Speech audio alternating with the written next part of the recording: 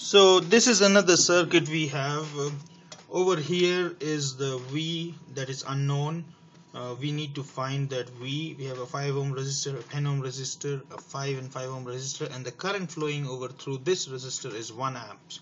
So using the basic KCL, KVL and Ohm's law, we need to find the value V.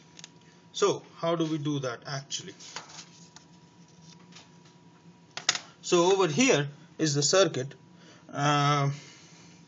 What we are going to do is first of all we are going to find the voltage across here between these 2 points.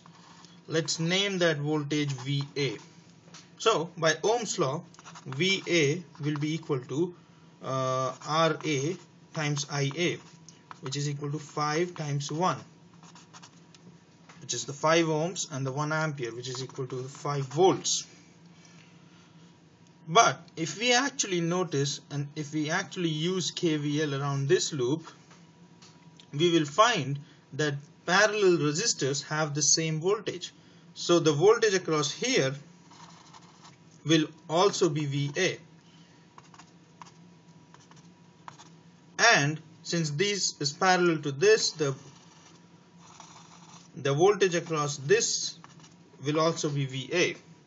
So what we try to do now is we try to combine these two resistors, and 5 in parallel with 5 will yield a 5 by 2 resistor. So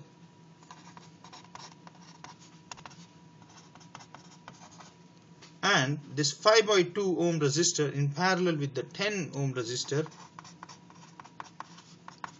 will yield a 2 ohm resistor.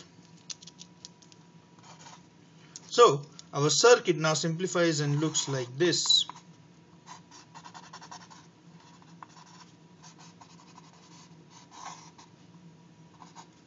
Where the voltage across this is VA, which is 5 volts. Now using Ohm's law, we can find out the current flowing through this resistor. So the I is equal to 5 upon 2 amperes. Now we can combine these two resistors and the circuit will look like this.